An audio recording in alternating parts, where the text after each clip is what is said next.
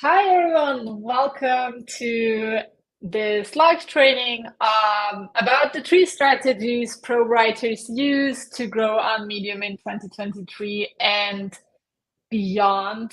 Even though we've done a lot of streams and videos lately, I feel like we haven't done a specifically trading based thing in a long time, and I'm really happy to have Zulie here with me and to do this together. Hi, Zulie. Hey, Thanks for being Sinem. here. Of course, I love doing these. Um, Quick intro about why we're doing this. You probably, if you've been on Medium for a while, or even if you're new, you probably see a lot of stuff talking about all the changes that have been happening on Medium lately. And Zulie and I, we've both been on Medium for over 5 years. We've seen ups and downs. We've seen lots of changes. Have recently we recently took over editorship on one of Medium's largest publications. We have access to a lot of the behind the scenes information now, and we just wanted to do this training to give you some of the insights on what we have actually changed in our own strategies. This is the kind of information I wish I had when I was a new writer and I didn't quite understand all the behind the scenes going on, all the changes, updates on the platform. So I hope this is going to be a useful training for all of you, whether you're brand new on Medium and you don't know how to start, or you've been writing for a while, but your stats have sucked lately and you are kind of trying to figure out what to do differently. I am bringing my slides up. Zulie, is there anything you want to add before we get started? There have been a lot, yeah, just there have been a lot of pivots on Medium. If you've joined on Medium from 2018 or earlier, you know that. But I think what I love about Medium is that one thing has stayed the same, which is quality writing always wins. So I'm excited to expand on these specific strategies, how we've changed to make sure that that's still the main thing that we focus on Medium. I would actually say this has changed significantly. That the way quality is defined now is Yeah, quite fair. Okay. different from the way it was a year or two ago. But this is something that we'll just explore in a couple of minutes. So I prepared a few slides to get us into this. What's up on Medium? What's been up on Medium lately? And I scrolled through the official Medium blog to figure out what it was, and I was surprised. I knew a lot has changed. I knew we've seen all these updates come and go, but scrolling through the entire archive, I realized how much the team has actually worked on and done lately. And I'll just give an overview of the most significant announcements, in my opinion. This is by far not everything. The year started on Medium um, in a by sharing how Medium as a platform is approaching AI generated content. This was one of the first posts they had published in January. Not very specific take on the topic just yet. Then they continued. They created the verified book author badges, which was really exciting for anyone who has a published book and who now got the little blue icon next to their names. Also in February, Tony announced more clarity and more details about the Boost program that they launched and how it's going to impact writers and readers. The topic directory was updated and looks totally different now. The story pages got an update and look different, look way more clean and nice, in my opinion. I forgot about that. I forgot that it wasn't always like that. Yeah, same. Then in June, Ariel, the Boost program coordinator, published a long, detailed FAQ about the Boost program and how everything works behind the scenes, which was really insightful for me back then, not being a Boost nominator. Then we had updates about the partner program and how writers are getting paid and how Medium is focusing more on high quality human writing. Then we had Scott sharing that Medium is explicitly looking for human stories, not for AI generated writing, which was a much clearer take than the one at the end, at the very start of the year. And then I think this is the last one that the last screenshots I took, the latest updates on the Boost program, the latest updates on partner program changes and what the Boost means, what it does, and how it can be used by writers. A lot has happened, a lot has changed. And even though not everyone was happy with the changes, well, I think we can confidently say that regardless of whether those changes have been positive or negative for you as an individual writer, they had an impact on what writers can, should, and need to do. And that's what we want to address in today's training. One thing I do want to share that is just two tiny charts that have been shared by Medium CEO on Medium Day. Was it 2 months ago, 3 months ago? On how the reader side of Medium has actually been growing lately. So while a lot of writers have had their doubts on whether to stay on the platform, whether they could get back to their initial numbers or get traction on the platform, the numbers actually have shown that readership on the platform is growing, that there is a huge potential, that there is a growing audience of people paying to read stories on Medium. The only question is, how are the rewards distributed? And for myself, I can say there is a difference, and there has been a change in how the rewards are distributed.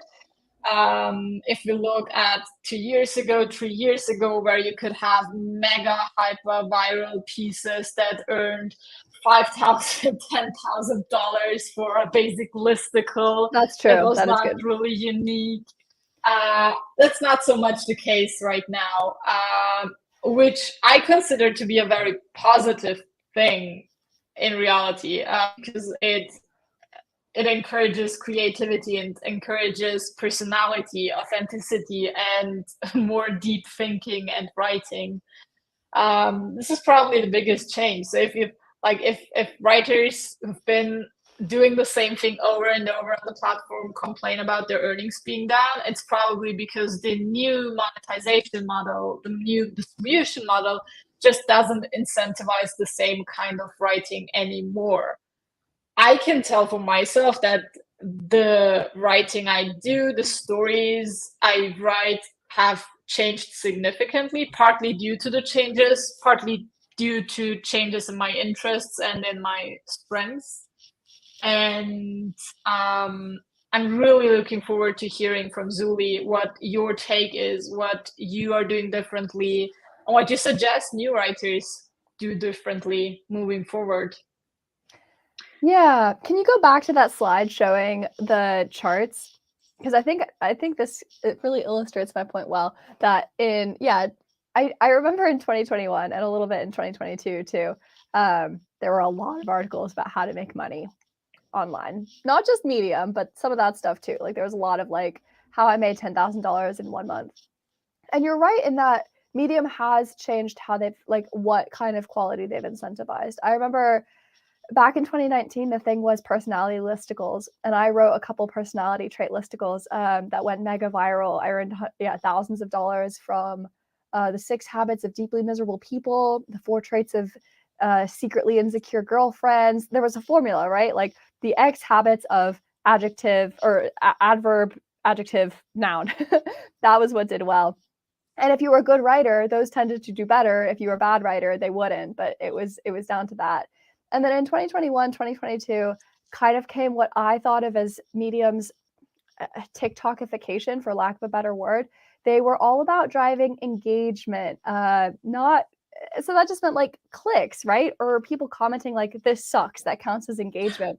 So it drove a lot of clickbait. It drove a lot of really divisive articles I saw a lot of authors that previously I'd really respected start writing stuff that I didn't love, just stuff about how everything was going to shit, or excuse my language, or how you could quickly make money. And I succumbed to writing some of those myself because that was what the system rewarded, right? The stuff that got high engagement. And I think you're right, Sinem, that now, as we're entering, what is it, Q2 of 2023, we're starting to see the first positive growth because Medium is encouraging the kind of stuff that you would pay to read. And that's, I think, what people always forget on Medium is you're not writing to get comments. You're not writing for somebody to click on your article. You're writing because somebody has paid $5 a month to come to medium.com and read your article. Is your article good enough to convince them that that was a good spend of their money, right? And I think that this chart really indicates Medium's pivot to recognizing quality as, opinionated, personality-driven, expertise-driven, good writing from a person who knows what they're talking about. Yeah,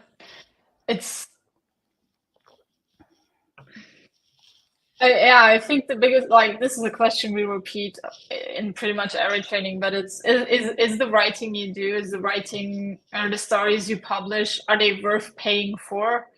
Is a huge question, and it doesn't have to be an individual story. But it's basically the big question that each of us as publishers and writers on Medium have to answer and have to ask ourselves. It is very unique and very unusual for people to pay for content. If you look at other social media platforms, if you look at the millions of blogs that are out there, it's weird to think that somebody would actually pay to access blog posts, articles. And if you think of it that way, it's like, if you think of the past, it's weird that someone pays a significant amount of money for a basic listicle that they could find anywhere else on the internet, right? Compared to a personality-driven, authentic, deeply expertise-based article that you cannot find anywhere else because that person doesn't have a huge blog or is not writing anywhere else. Yeah, definitely. And yeah, those are the questions we basically want to explore, talking about the 3 changes we made, and very important for me, why did we make them, and how do they align with the changes that actually happened? And I framed those as questions because I think questions help us drive actionable answers. And I hope that you're, like, as a viewer, that you're going to walk away from this training having 3 specific takeaways that you can actually put into action in everything you write from now on. The first strategy change is the question, what am I writing about and where? There's 2 questions really that kind of relate to the same topic.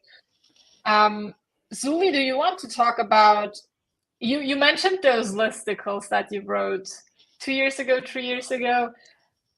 Do you want to give us an overview of what you are writing about now and how you are making those decisions based on all the changes that we've seen on Medium lately? Yeah, so I think for me personally, there are always 2 reasons to write something, which is I think it'll do well on Medium and it's something I want to write about. And I think people often forget that second one, but to me, that's critical. I've been writing on Medium for 5 years because I always answer that second question with a yes, I want to be writing about this so I can still keep writing and not get burnt out. So, but the answer to the first, like we've been saying, has kind of changed over time. Like, what am I writing about? What does Medium want me to write about? There's not always been a perfect overlap in that Venn diagram. So nowadays, the stuff that I write about, like the way that I focus on quality is by picking stuff where I see that there's like a lot of misinformation out there that I think I specifically have a good reason to be like, hey, that's not quite right. Not just like a random thing I see on Fox News or whatever, and I'm like, I've got a rebuttal to that. Something that I personally have experience in dealing with, dealing with, or like addressing in my own personal life, something that I've had personal, real lived experience about. So that's typically how I find what am I writing about? Stuff that I can answer, stuff that I have an experience in, stuff that makes me want to get on that keyboard and start typing. Yeah, and I think this is the missing part a lot of, especially new writers, overlook. They often come to Medium or any content platform and they're like, okay, what should I write about? What is popular? And the truth is, if you pick your topics and your stories based on popularity, in most cases, you're not going to be able to add a lot of value or to bring something really interesting or unique to the table because you don't have real life experience, you don't have a unique take on it, or you just don't have enough passion to dig really deep into the topic. And considering how many people you have publishing content on the internet and how easy it is to create content using AI tools, that kind of story and that kind of content just isn't going to get traction. It's not going to get in front of a lot of readers because readers are not going to click on it. They're not going to appreciate it.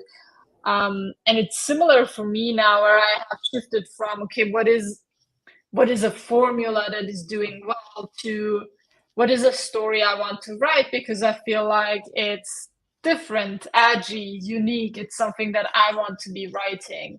And maybe part of that question is also the quantity question. You can see people on Medium who are publishing an average of a story per day, and you can see people who have substantial audiences who are publishing way less. Do you have an average of stories you want to publish each week or month? Do you aim for a goal right now, Zulie? I try to get at least one out a week. That's my goal. And the big difference between publishing one a week and one a day is just the amount of time and energy you can put into your story, right? Yeah, and it's not just that too. Like if I'm publishing mostly, like I only have time to write one, maybe two a week if I'm lucky. That means that I have to discard all the less good ideas, right? Like I think a lot of I have 5 or 6 writing ideas every day. I think that could be an article. But because I'm focusing on only one, by process of elimination, it has to be a good one. It has to be one that I'm actually excited to write about, that I really, really believe is going to add some kind of value to the community. Whereas when I feel like you're going for quantity, you can get away with publishing stuff that you're not necessarily proud of because you're not focusing on, is this the best story I can give this week? You're just focusing on, I need to get the story published before the end of the day. It's just a different thing that you're trying to like prioritize. Yeah. And I think for me, the biggest change is just how powerful the boost can be, regardless of the audience you currently have or the performance of your previous stories, the engagement on your profile, etc. You can get your story boosted and distributed on Medium, even if it's the very first story you write, if you hit if you hit the bar and it just meets all the criteria and guidelines. But you are probably going to spend a lot more time on a story that is boost worthy than on a different kind of story that you are pushing out because you have this goal of writing or publishing every day. The problem is nobody is really going to reward you because you write or publish every day. And nobody is following a writer because she's writing and publishing every day. It's always the value. And if somebody loves your work and you are publishing stories every day, they might be thrilled to get more out of to get more of your content, but it is not going to be the primary reason somebody likes your work or somebody decides to follow you. And the more you want to focus on quality, the more you have to ask yourself, what are the topics I want to cover? What am I spending my time on? What do I want to write about? Because the topics you choose are probably going to be one of the key factors that decide whether your story is eventually going to get boosted or not. We can see this a lot in better marketing in the publication we are editing. The stories we are most excited to nominate for a boost, they have a unique angle. They have personality. They add something new to the conversation. Yeah, definitely. Something unique. And it is not the generic listicle or how-to piece that could be written by anyone. This is typically not going to get boosted. It's not going to grow your audience. It's not going to grow your income. It's not going to have a significant impact at all. And of course, the second part of that question, where do I write, is how are your stories being discovered? And there are two aspects to that I think are really important to note. One is the topic pages, the explore pages we have on Medium now. And the second is just the publications you use. Zulie, do you want to share a bit on your thoughts on publications and topic pages? I love publications, and to a lesser degree, I love topic pages. And I was so glad when Medium started putting more resources behind publications. You may or may not know that the vast majority of Boost nominators are editors of publications. So a lot of these editors who got this experience are the ones who are driving a lot of the recommendations you see on Medium. That's amazing to me. I love publications, and I'm glad Medium's on board. Publications give you so much value. Especially as a new writer, when you publish, unless, and this kind of goes to the tag page, unless a Boost person, a nominator, happens to randomly stumble across your article, if you tagged it correctly and happens to boost it or nominate it and it happens to get accepted, if you publish out to the ether, to your 0 followers, you're probably not going to get any views. Submitting to a publication right off the bat means that you're getting access to a pool of readers that you would not have had access to otherwise. It's just a tremendous little leg up that is so important, especially as a beginner. It also gives you insights, and this goes along with the tag pages as well. By doing a little bit of research on tag pages and publications, you can see what the readers of that tag, of that publication, are interested in by seeing what is popular within that tag, by seeing what is popular within that publication. And it might be a topic, like you might go to Better Marketing and see, oh, readers are we've just happened to publish 3 articles about marketing and music recently. Oh, readers really love these marketing and music examples. I've got something I can say that'll add to the conversation there. It might be a title that you notice does particularly well with the readers of this publication, with the readers of this tag. Like listicles aren't doing very well. It's all about, I did this and this is what happened. Like they're looking for case studies or personal experience. But you also get an insight into just the tastes of what that audience wants, and that is invaluable. Like I just cannot overstate how great it is to know how your article is going to be received before you even send it out there. That's both for tags and publications. So that's my little spiel. What are your thoughts, Sinem? I only agree with everything you said. And I said this before, but I kind of have a feeling that Medium is leaning towards investing more resources in the publications. It's not official news. It's my gut feeling. It's what I'm hoping. Yeah. I hope it's going to happen sooner instead of later. And I totally see how it's a huge advantage for the whole community, because a lot of publication editors have years of experience.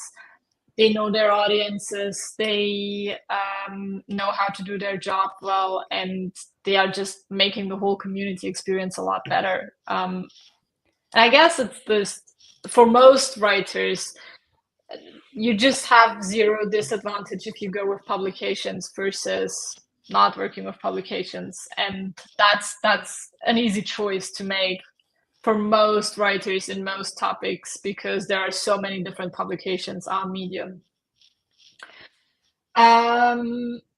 Let's move on to the second point, to the second change I personally made, which is, why are you specifically writing the story you are writing? This ties into so many of the changes that happened, partly into the boost, because a huge aspect of whether a story is boost worthy is there a personal touch? Does the author have credibility? Does he have firsthand experience? Are there any credentials that make the story more trustworthy in itself? And I pay a lot more attention to that in my stories. I try to add that personal aspect into my introductions. And this is also like, it's kind of tying into this first option too, like the first strategy too. Like, I decide to write stories that have a personal touch, where I feel like I have a unique reason to write the story, or I feel like it's a different angle, it's a fresh angle, and I'm coming from a perspective that is slightly new and hasn't been shared over and over again yet. Because I am looking for the personal touch, I am deciding to write stories that are not as generic and simple to write as I used to write in the past. What about you? I think this is one question that has stood the test of time on Medium. Like, even back in the listicle days, there were exceptions, but for the most part, because it was a kind of like an arms race, right? Like, as soon as we all figured out that writing the 5 habits of highly successful people would go viral, everybody was writing the 5 habits of highly successful people. So the listicle format that still did well, even in that era, was ones where you had a particular connection to the story yourself. You weren't writing it because it would go viral. You were writing it because you had something to say about habits of highly successful people, or whatever your title was. So I think that's, and I also, like, back to your point earlier about so many new writers come onto Medium and the first question they ask themselves is, what can I write that will be popular? That's never a good place to start from, because you're not going to create content that you're passionate about if that's your starting point. You're not going to create writing that you have a specific thing to say about. So why are you writing that story? It can be any number of reasons, right? It can be, this is an experience I had. It can be, I read this on the internet and I disagreed with it. A lot of my most fun ones are like that. It can be a pet peeve you've had. It can be because you want to make someone smile or laugh, or you just want to make them feel not alone. Like, you're just talking to one specific reader and saying, you know what, I've had this experience and you have too, and we're not alone in this world.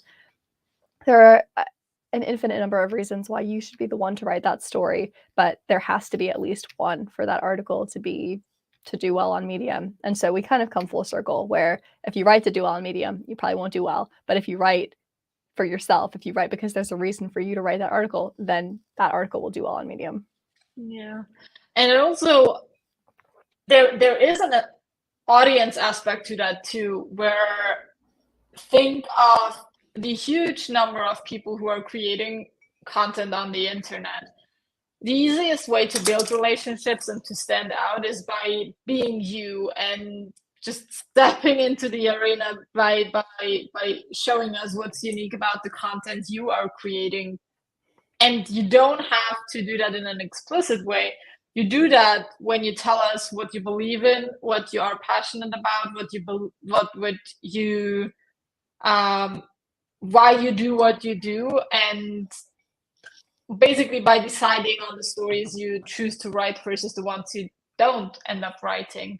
That's how you don't just gain views on your stories, but you actually gain followers, you gain newsletter subscribers, you gain fans who love and appreciate your work, who share your work with their families, friends, on their social media, whatever.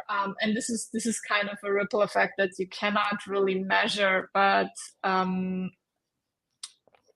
the more you grow, the more you create, the more you focus on the business side of your writing, the more important those relationships become, where somebody is not just checking out your story once and then leaving, but they're actually becoming a loyal fan of your work.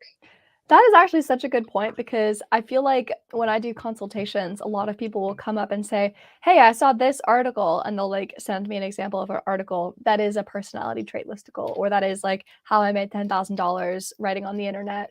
And they'll be like, this kind of stuff is still going viral. Should I be writing this? And I always say the same thing. If you go to that person's profile and you scroll down, chances are they've had one viral hit and that's it. It's not easy, but it's possible to create a viral hit by not following any of the rules we're telling you. That's great. You'll have a viral hit and you'll never be able to do it again because it's luck, or you just happen to hit the algorithm at exactly the right time, or something completely beyond your control. It's a little more boring, but doing the work, always having a reason for you to be writing that story, you might not always get those big viral hits, but you will be able to grow a writing business over time, unlike those other people who wrote single big viral hits. And honestly, it's much more rewarding and fun to tell your side of the story, to be able to write about the things you genuinely care about instead of just thinking about the popularity side. Or I would say back 2 or 3 years ago, where you like everyone was writing the same kind of listicle, and you just had to pay attention to whether another popular writer had written something too similar just recently. Versus now, you are allowed to be a lot more creative, a lot more personal, a lot more authentic. That's the way I experience the current changes in Medium, which actually also ties into the third aspect that I find really interesting and important, is how are you packaging your stories? A lot of the packaging happens in the title and the framing of your articles. In the past, how-tos and listicle titles used to be the go-to format. It used to be the packaging you could rely on. It used to be the stuff the algorithm liked to push out, and it's the stuff that we know readers on the internet like to click on. Versus now, with the boost, I see much more original titles that are personality infused, that are more descriptive and actually way less hyperbolic and less clickbait, and also way less generic compared to the stuff we saw years ago. Zulie, did you like actively or consciously change the way you write titles? I went less clickbait for sure, because A, I always kind of felt like I was selling my soul a little bit when I did a clickbait title. And B, they just didn't get results anymore, either because they weren't boosted, or it might be a more general effect where, 10 years ago, this shocking trick type headline worked. Then everybody got sick and tired of this shocking trick.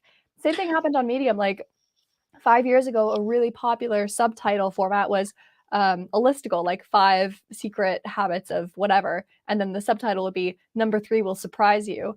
That doesn't do very well anymore because people got sick and tired of number 3 will surprise you. It doesn't work. People get used to things, and these tactics are no longer, they're just no longer good because we like build up kind of like an immunity to them. So I think A, the boost changed that a lot. Like clickbaity stuff doesn't get boosted. But B, I think there is this kind of like slower wave of people who are just sick of titles that don't deliver on promises. And this is crucial. Even if you do deliver on the promise of your title in the article, people will see your clickbaity headline and they'll be like, I've seen this film before, and not click on your article because they think that it's going to be just like every other clickbait article out there. So I stopped. I think I used to try to include funny words like subtle, or like secretly, or like this little trick, that kind of stuff that would try to convince people that there was a secret in my writing. And often I did include a secret. I would try to deliver, but that doesn't work for me anymore. The readers are not interested. I know you are you are being really hardworking as in your responsibility as an editor and boost nominator. I know you're coaching a lot of writers. You're giving them little tips and tricks on how to make their stories boost worthy or boost nominate worthy. Are there any mistakes or any tips you mentioned over and over again? Is there a repetition in the pattern of suggestions you make when suggesting changes? There are 2 specific ones that come to mind. So the first one is I'll click on something because it's got a really interesting title and a really interesting idea, like a concept, but it doesn't go quite deep enough. So a really great example of this, I think maybe you ended up boosting this or nominating this one, Sinem, is we saw this article about how people can market their self-published books. It was a really cool idea. The writing was fantastic, but the author just didn't include enough specificity. The author didn't go quite deep enough. So I think maybe actually you were the one who coached that writer to be like, hey, can you add screenshots, add examples, add what happened when you tried this, like share your own share a little bit of depth and personal experience. And I think it did end up getting accepted for the boost after those changes, which was like fantastic. So that's a really common one, is like really cool, interesting idea, not a perfect execution, just lacking that depth, lacking that personality. And I think the second one I see is, hyperbolic titles, which is so frustrating because often the content of the article is fantastic. But if you include stuff like get results fast or like I 10x'd my productivity, like that kind of format, I'm always like, this isn't going to get accepted unless you change your title. It has to be more descriptive and less clickbaity. So those are the two I see most often. Cool concept, needs more depth, or fantastic article, super deep, lots of examples, title needs to just be de-clickbaitified. Yeah. How about you?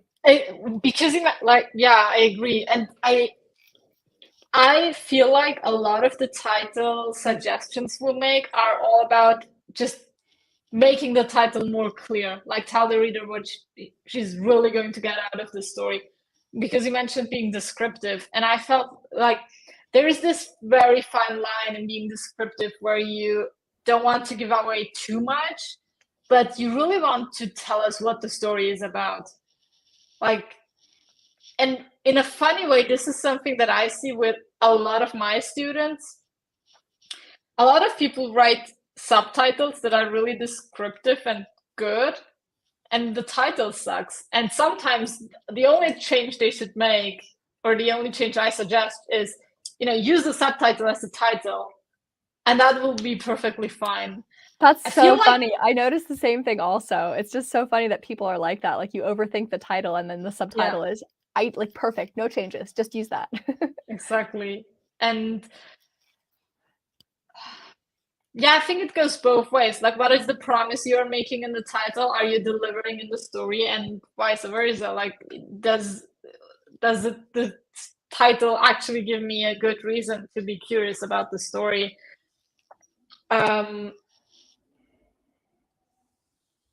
Is there anything else you are doing differently when it comes to packaging your stories now?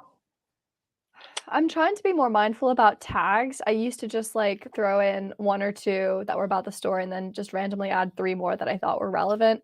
I don't know if this was like announced in a public blog or if I was just chatting with Ariel, who was talking about how stuff gets distributed now. Tags are super, super, super important, especially if you're not in any publications or you don't have that many followers. Tags decide who sees your story. And if that initial pool of writers responds well, if that initial pool of readers responds well to your writing, then Medium will like show it to more people based on those tags. So now what I do as well, so I'll pick like the 2 that I think the article is most obviously about, like marketing and I don't know, creativity. And then I'll often go to that tag page, like medium.com/tag/marketing. And I'll see on the top bar, they also have a bunch of other suggested like related tags and clusters. And I'll click on a couple of those and just like try to envision my article in that feed. And I'm like, okay, so if somebody follows the SEO tag, they're seeing all of this content about SEO. Does mine fit in well with that? Like, is that going to be a good audience for my article? So yeah, just a little bit more thoughtful about tags and making sure that I'm using them to guide the article to the reader that's going to appreciate it. And I think the topic pages are really interesting to just explore how readers might be connecting the dots, how stories are showing up in readers' feeds, what kinds of stories are doing well, what kinds of writers to follow, etc., etc. It's a really kind of a hidden gem that a lot of writers don't really use, and I feel like with the latest changes, the topic pages are way more clear, and you kind of know where to find what. You have the chronological order, you have the performance-based order of the stories. It is a great, I'll call it, resource for writers to dig into the niche you're covering, to dig into the community that is already there. And also because I saw a question before, it's also kind of the go-to place if you are looking for publications on specific topics. We can find them on topic pages just looking at where are people publishing stories about X topic. Yeah. That's everything I had in mind. I would love to move on to a couple minutes of Q&A just to see if there are any follow-up questions, if there are any questions on stuff that we've talked about that might not be entirely clear, and to see if there is anything else that the audience wants us to cover. Is that fine for you? Yeah, works for me. I think we've covered everything important. All right. Yeah, so if you have any questions, feel free to drop them into the comment section now, and we'll see what we have here. While we're waiting for those. I'm sorry, go ahead. I saw a question that was published before we even went live. I'm not sure if I'm getting it the right way. So the question is the read-through adjustment based on global read ratio or member read ratio? I'm just getting up Buster's blog post on the subject because I think he talks about it specifically. Oh, this is so annoying. The only thing that's coming up is other Medium articles that people have written about Buster's article.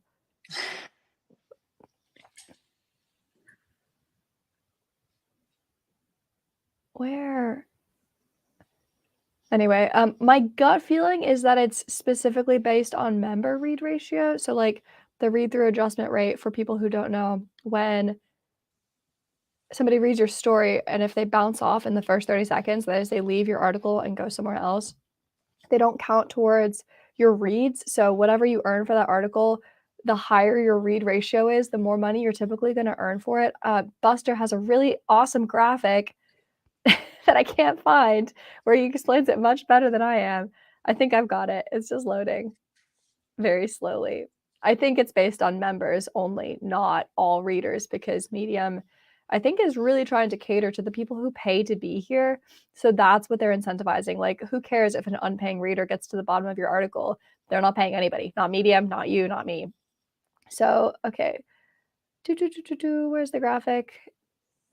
Okay, read-through rate adjustment. I'm going to send you the article, Sinem, in case you want to share the screen. If you scroll about 2/3 of the way down, it's got the Or we can share the link to the story. I think yeah, great point. he's explaining. Is it the new partner program incentivizes focus on high quality human writings one? Exactly. Yeah, I'll share that in the comment section. And they've got a really great help documentation. Perfect. For some reason I can't post it in the chat, so I'm sending it to you, Sinem, to post into the chat. So they actually go through exactly like a logged out user, a logged in non-member, member but doesn't read, member view and reads but doesn't clap. Like, they go through every single possible iteration of someone who's interacting with your story, and they'll do a better job than I will. So I will direct you to that article. Perfect. Thank you. Let's see what other questions we had. Oh, we already mentioned this. Quick one. We are editing better marketing. There's one from Sonia Akhtar, I think. How to find suitable publishers right for us contact. And that actually also goes into somebody else's question, which was finding how to choose which publications to publish in. Yeah, I'm looking for the question, but you can.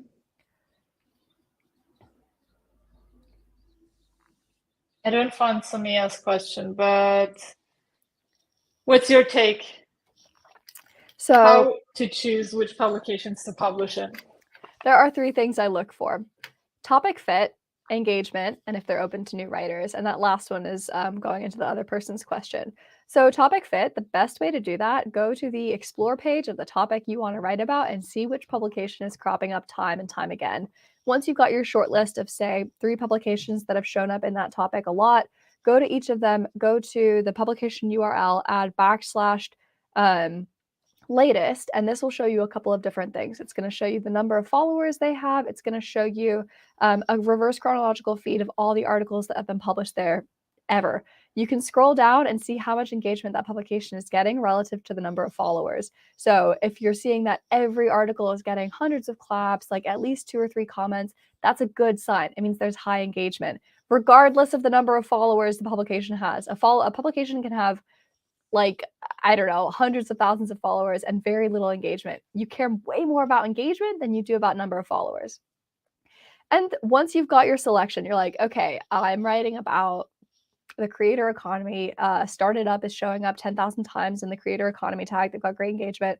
You go to that publication's homepage and see if they've got like a submissions or a Write for Us tab right on the nav bar. This is crucial. If they have that, they are open, and not just open, but welcoming to new writers. They are anticipating your questions. They know that you might be a new writer on Medium. You might not know how to, join a publication, and they are excited to teach you and help you get your article in that publication. If they don't have a Write for Us or they don't have a submissions, they probably aren't a great fit, especially for a beginner, because they haven't gone to that extra step of making it really, really obvious how to submit and get your story accepted.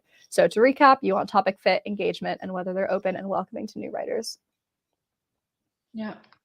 Great explanation. I've got a course that goes into publications, and I talk about that at length there. So I've got my answer bullet pointed in my head.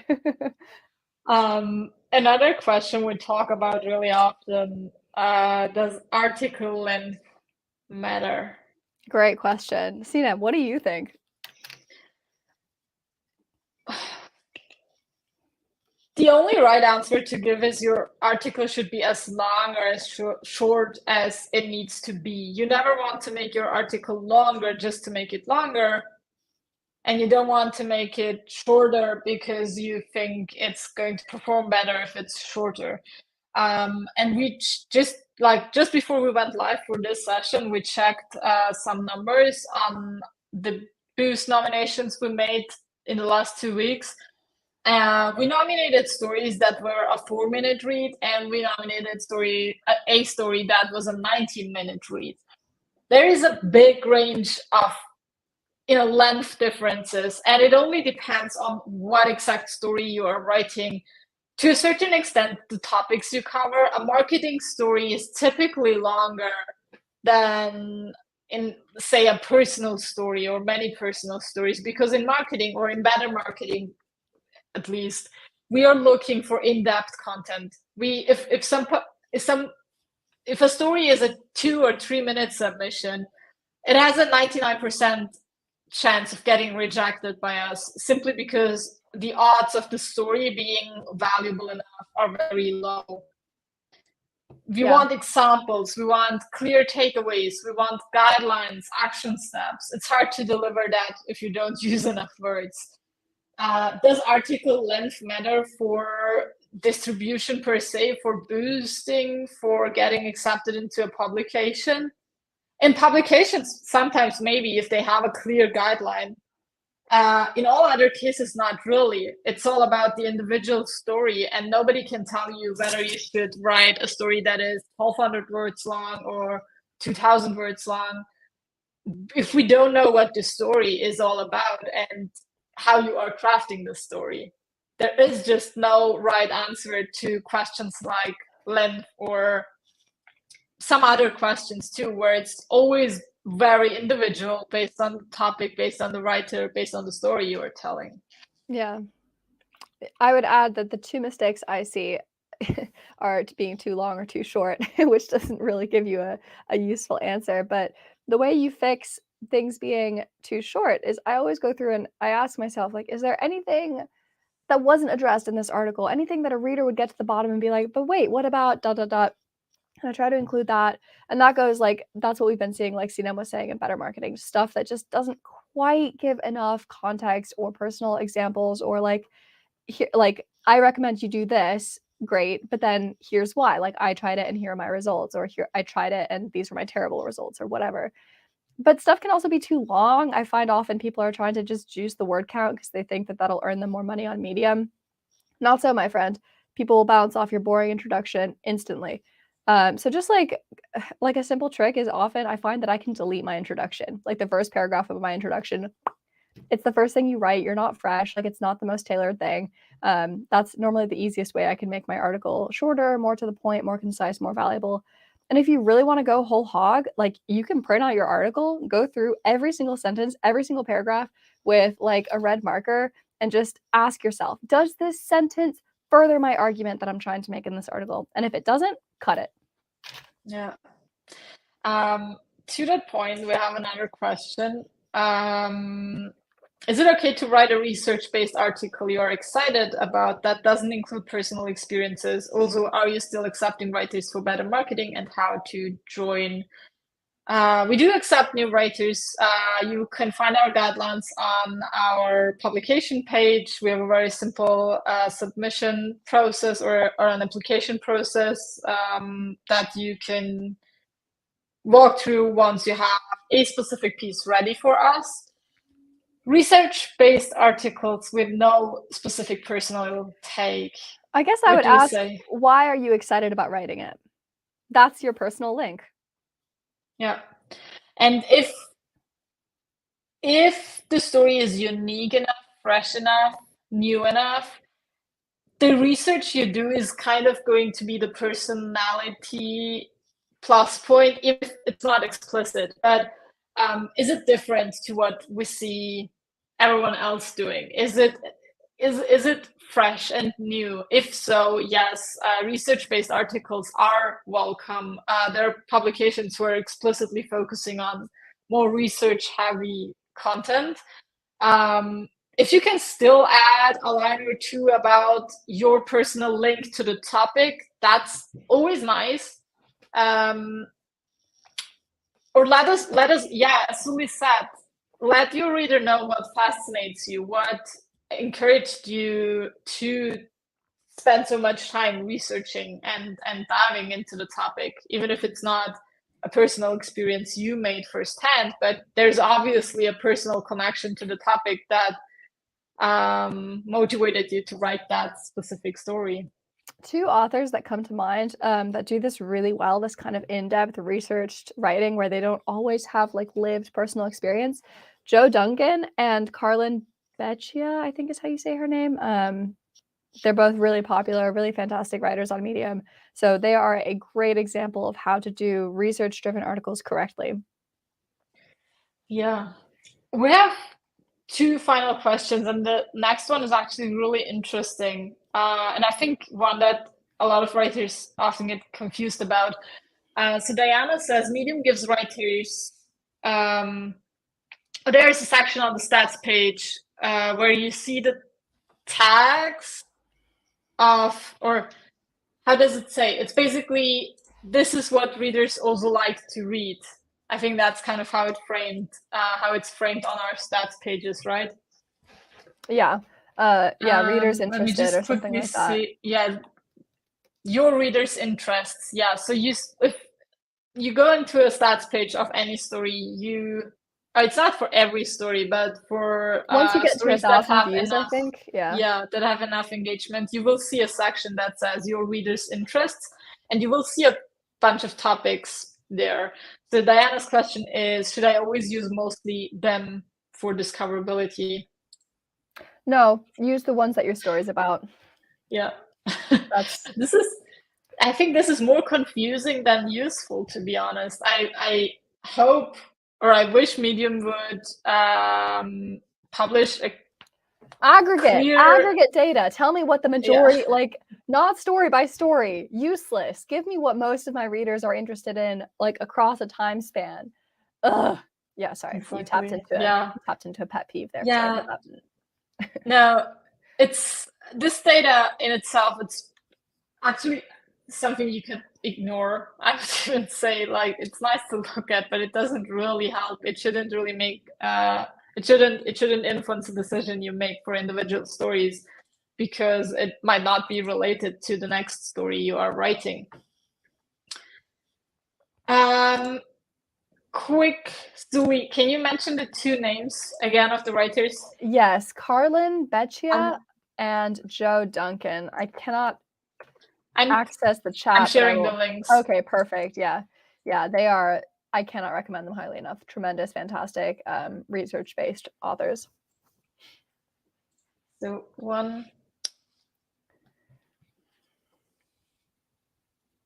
Perfect. Yeah, we're going to close up with a very specific question that just ties into something Zulie and I have been working on lately. So Lily said that she has recently joined the Medium Writing Academy, which is our signature program where we teach writers how to grow their audience, specifically on Medium, by writing great stories that get discovered, distributed, and loved by your readers. And Lily asked, does Medium Writing Academy address the new changes? This is something that we've been working on over the last couple of weeks, and that we'll continue to work on in the next couple of weeks. We are completely revamping the course curriculum, adding a lot of bonus sections, a lot of bonus trainings to the course.